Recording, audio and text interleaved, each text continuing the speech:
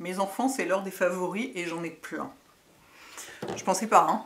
Novembre en confinement, je me disais les favoris, ça va être difficile. Hein. Et ben si, j'en ai plein quand même, parce que j'ai fait en sorte d'avoir plein de trucs qui me remontent le moral. Du coup, j'ai plein de favoris.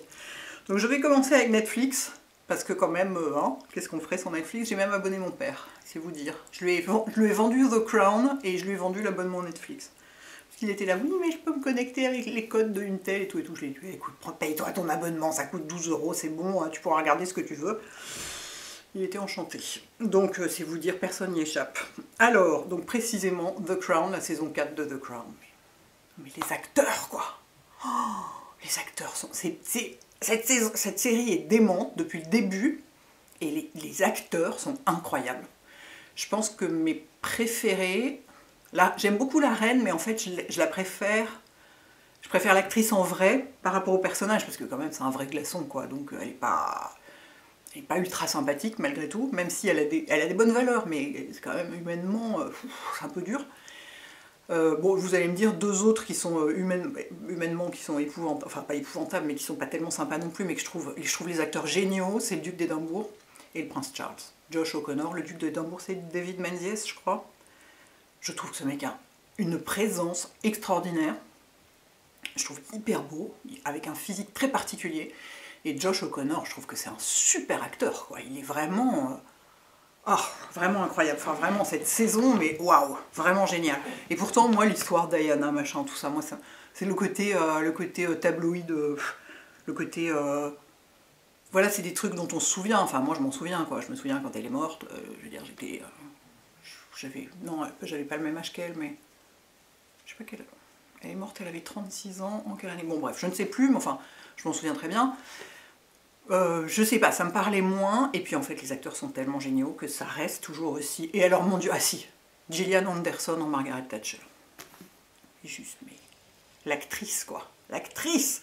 Je veux dire, souvenez-vous X-Files, quand même. Regardez X-Files, c'est tellement pas la même chose. Bref. Donc ça, c'est pas forcément du super feel good dans le sens, c'est pas du film de Noël, mais j'ai aussi du film de Noël, vous inquiétez pas. Mais vraiment, c'est dément, quoi. Je veux dire, de toute façon, tout le monde parle que de ça. Et alors, j'ai découvert que comme je passe ma vie sur YouTube, j'ai des tas de suggestions qui tombent. Et sur la chaîne YouTube de Netflix UK and Ireland, il y a plein d'interviews des acteurs, ensemble, entre eux, qui racontent des trucs du tournage entre eux, et c'est hyper sympa. Et c'est là que je dis que Olivia Colman, l'actrice qui joue la reine, en vrai, mais elle est, mais on a envie d'être son amie, quoi. Elle est extraordinaire, cette femme. À la fois ultra classe, elle parle exactement comme dans la série, elle parle comme la reine d'Angleterre dans la vraie vie, et en même temps, elle est évidemment beaucoup plus chaleureuse, beaucoup plus vivante, enfin... Je vous conseille cette chaîne, bah voilà, je vais le rajouter. Pardon, je vais rajouter la chaîne Netflix UK and Ireland pour les interviews de The Crown, c'est trop bien. Ensuite, j'ai regardé un film qui est, alors là, pas du tout feel good, mais quand même un grand classique et qui est génial, qui est La Tour Sombre, d'après, ou The Dark Tower, selon quel Netflix vous avez, d'après Stephen King. J'ai jamais lu le bouquin de Stephen King parce que ça m'avait l'air un peu fantastique, ésotérique, limite fantasy, vous voyez, le truc qui se passe dans des dimensions parallèles et tout. Bon, en général, je comprends rien, je suis perdue. Mais alors, le film, les acteurs sont géniaux, une fois de plus. C'est vachement bien. C'est vraiment vachement bien. J'ai passé un très bon moment. Ça parle pas de pandémie, ça parle pas d'attaque de gens infectés ou de zombies ou de je sais pas quoi, donc c'est loin de notre réalité, c'est très bien. J'ai beaucoup aimé. Alors après, on tombe dans la cucuterie à fond les ballons, les trucs les plus débiles et tout, mais très efficace. Très efficace. Personnellement, moi j'ai pas aimé Holiday. Enfin, je veux dire, c'est pas nul, mais j'ai trouvé que ça n'avait aucun intérêt. En revanche, j'ai regardé Christmas Made to Order.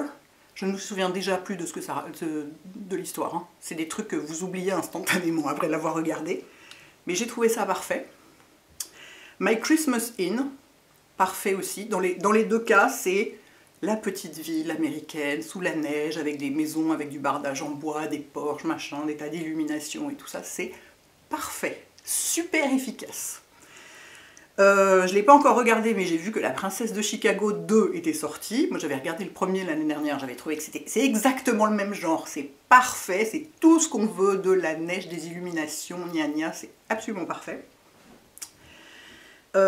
Et par ailleurs, c'est pas des trucs de Noël, mais c'est très feel good. La saison 2 de Virgin River est sortie. Alors ça, dans le genre, ça se passe pas au moment de Noël, ça se passe pas sous la neige, mais ça se passe dans une petite ville, dans la nature sauvage sublime américaine, et c'est très feel good aussi. Et par ailleurs, alors ça n'a rien à voir avec Noël, mais je signale aux adeptes de cette série qu'il y a une nouvelle saison de l'Origine des saveurs qui est sortie, qui est une série, c'est des épisodes hyper courts, ça dure 12 minutes, c'est chinois, et c'est sur tel ingrédient ou telle manière de... enfin, tel ingrédient de cuisine utilisé dans telle région, et les différentes formes d'utilisation et tout. Moi j'adore ce truc, j'adore l'Origine des saveurs. J'ai regardé toutes les autres saisons, donc je vous signale, même si ça n'a rien à voir avec Noël, que c'est sorti aussi. Voilà pour tout ce qu'on ne voit pas. Pour tout ce qu'on voit ou qu'on sent. Je vais commencer par les choses qu'on sent. Alors, vous la connaissez déjà, j'en parle tous les ans. Ceci est la meilleure bougie de Noël du marché. Sans aucun doute, c'est celle d'Annick Goutal, enfin de Goutal Paris, ça s'appelle maintenant. Elle s'appelle Une forêt d'or, c'est exactement la même tous les ans, il ne change jamais la formule. Donc cette année, en revanche, il la décore différemment.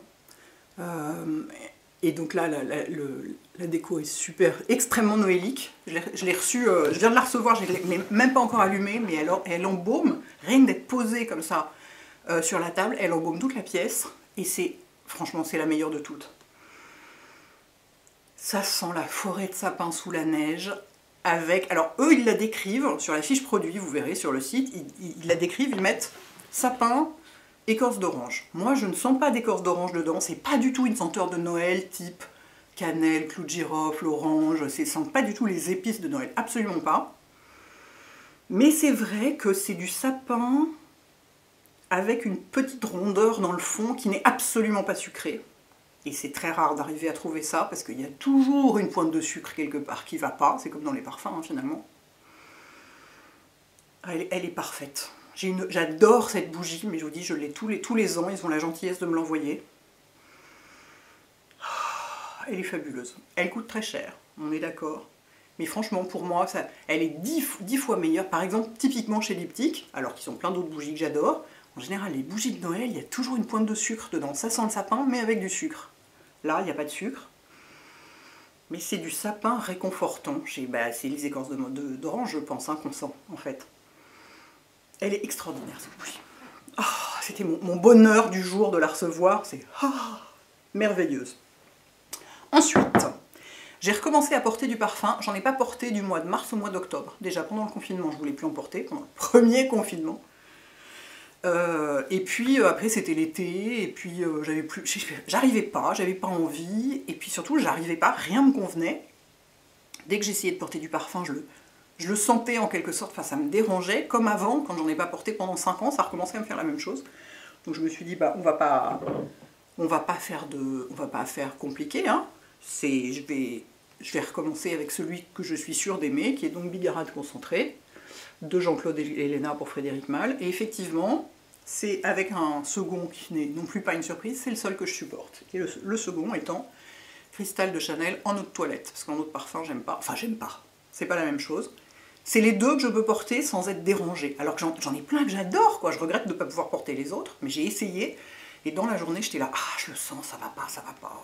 Ces deux-là, nickel. Donc, a priori, ça veut dire que ce sont mes deux parfums préférés. En tout cas en ce moment, mais ça fait longtemps. Hein. Celui-là, je le porte depuis que j'ai quel âge? Je sais pas, 27 ans, un truc comme ça. Ça fait plus de 20 ans que je le porte, quoi. Et celui-là, ça fait pas plus de 20 ans, mais ça fait un moment quand même. Ouais. Donc voilà pour les parfums. Parce que vous m'aviez demandé dans le Q&A, il y avait des questions sur le parfum, et je savais que j'en parlerais ici, donc j'avais pas répondu. Mais donc voilà. Donc j'ai recommencé à porter du parfum, Dieu merci, je continue d'en porter. Je vais me remettre un petit pchit. Est-ce que ça va? Ah non, ça c'est Ça c'est de la bijouterie fantaisie, faut pas mettre de parfum dessus, ça risque de l'abîmer. Ça c'est de l'or, donc ça irait, mais ça, je ne vais pas... Ah si, je sais, je vais en mettre dans la nuque. Oh, divin. Divin. Ensuite, qu'est-ce que j'ai... Dans quel ordre je fais les choses?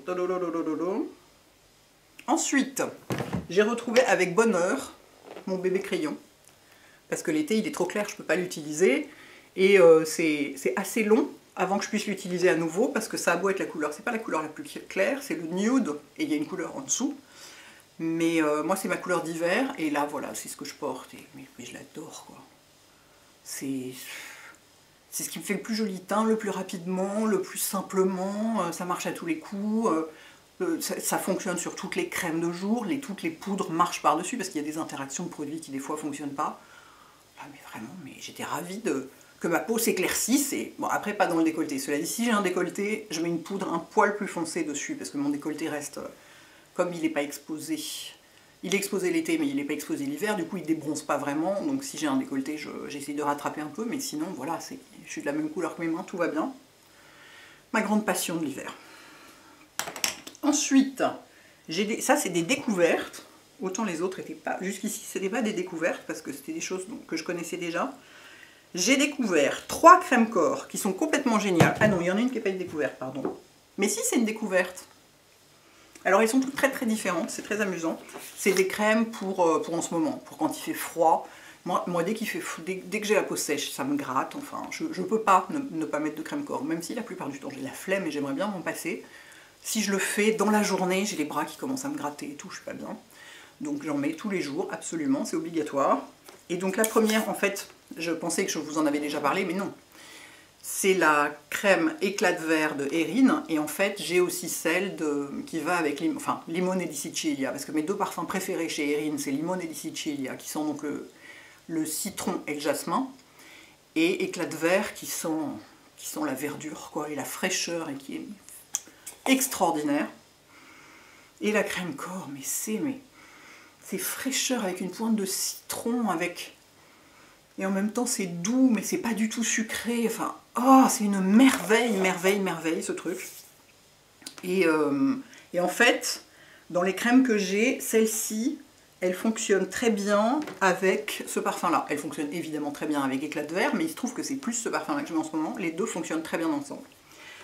Donc vous allez voir que les autres sont, enfin il y en a une autre qui est un peu dans le même type de marque, catégorie, luxe, etc. L'autre en revanche, mais rien à voir, c'est complètement aux antipodes, parce qu'ici c'est vrai, on est vraiment dans la crème sublimement bien faite, parce que non seulement elle sent très bon et elle est très luxueuse et tout, mais elle nourrit mais parfaitement, et ça tient, l'hydratation tient au moins 24 heures, enfin je dis au moins, moi je me douche tous les jours, donc je peux pas vous dire plus de 24 heures, mais l'hydratation elle est vachement riche, elle est très très très nourrissante, et la peau reste nourrie longtemps, quoi. Elle est vraiment j'adore. J'avais celle l'hiver dernier, j'ai découvert celle de Limone di Sicilia, et cette année celle-ci est vraiment pour faire un cadeau par exemple, parce que c'est des produits très chers, hein, ça c'est sûr, mais pour faire un cadeau, c'est chouette, quoi. Et alors la suivante, qui vient d'un univers mais à l'opposé complètement, c'est L.A. Bruket. Je ne sais pas comment on le prononce exactement, mais c'est suédois, donc je dirais Bruket. Ouais, probablement, qui est donc une marque suédoise complètement perchée, mais très professionnelle et très sérieuse, où tout est soit naturel, soit bio. C'est les fondateurs en fait qui sont perchés. Ils ont un lien avec la nature très fort et tout, et ils font des produits donc voilà, bio ou naturels. Et là, j'en ai 2 à vous montrer ici, mais en fait, quand je suis allée sur le site, j'avais envie de tout. Parce qu'ils ont plein de nettoyants pour les mains ou le corps, des savons liquides. Ils ont aussi des crèmes visage, d'autres crèmes corps. Enfin, ils ont plein de produits et tout est dans des packaging comme ça, noirs, hyper chic. Et vous savez que ça ne va pas sentir des parfums de synthèse, où c'est vraiment, ça sent... Donc là, c'est un beurre corporel qui s'appelle... Enfin, c'est une crème très épaisse, plus qu'un beurre. Le Erin ressemble plus à un beurre, qui s'appelle feuille de pamplemousse. Je n'ai pas la moindre idée de ce que sent une feuille de pamplemousse. Ça sent une odeur de produit bio, hein, globalement. C'est pas ce que je préfère dans le produit. C'est pas horrible, hein, parce que c'est relativement frais et léger. De toute façon, ça reste pas du tout sur la peau, contrairement à la crème Erin, qui, elle, peut quasiment remplacer du parfum. Ça parfume tout en délicatesse, mais ça reste. Ça reste pas. Mais alors c'est d'une efficacité. Et alors celui-là, je le porte plutôt avec ça. Les deux, enfin comme ça sent pas grand-chose. Disons que comme ça sent pas très fort, pas très longtemps. Si je mets ça dessous, ça lutte un peu ensemble. Alors que si je le mets avec ça, ça ne lutte pas. Et c'est vous voyez, c'est une crème épaisse qui est aussi efficace que celle d'Erin, largement, qui fait la peau complètement soyeuse, hyper nourrie, hyper longtemps. c'est hyper efficace, quoi. C'est un excellent produit. Et voilà, si vous voulez du très très naturel, très travaillé de façon très moderne, c'est hyper intéressant. Cette marque est hyper intéressante. J'ai une troisième crème corps qui, elle, est à nouveau... Alors c'est un peu le mariage des deux, en fait. C'est marrant, c'est un peu le mariage des deux. Parce qu'ici, on a le luxe, vraiment le luxe, avec toutes les beautés et les subtilités que ça comporte. Ici, on a le très naturel, avec toutes les beautés que ça comporte. Les subtilités, ouais, un peu moins de subtilité pour le parfum, mais quand même. Et au milieu, j'ai la nouvelle crème corps, le baume velours aux fleurs de safran de Sisley, qui pareil, est complètement génial. Alors c'est pareil, c'est un produit très cher, mais je vous le signale pas pour vous dire de l'acheter et vous dire que moi j'utilise que ça et que si on n'a pas des produits comme ça on est nul et on vaut rien, c'est pas du tout ça. C'est pour, si jamais il y a des fans de Sisley, leur signaler que ce produit est génial. Donc là c'est une crème qui en texture ressemble à celle-ci, mais qui est en tube. Donc si on veut la transporter notamment, c'est plus facile. Et c'est pareil, en fait je voulais l'essayer parce qu'il y a un masque de nuit dans cette gamme que j'adore. Je pense que je vous ferai une vidéo sur mes masques préférés en ce moment, parce que j'en ai des tonnes, que j'adore, que j'utilise tout le temps et tout, je suis à fond là-dessus. Et en fait, c'est ce qui m'a donné envie d'essayer la crème corps, c'est que le masque est vachement bien. Et elle est parfaite, il en faut très peu, elle est très nourrissante. Elle colle pas du tout. Les deux autres non plus. Je dirais que on peut s'habiller tout de suite avec les deux autres. Celle-ci, elle laisse quand même un... Je sais pas comment dire, c'est pas du gras, non ça laisse pas du tout du gras sur la peau, évidemment, vu le niveau du produit, ça laisse pas de gras sur la peau. Ça laisse la peau très satinée. C'est comme, elle est souple et satinée, c'est vraiment ça.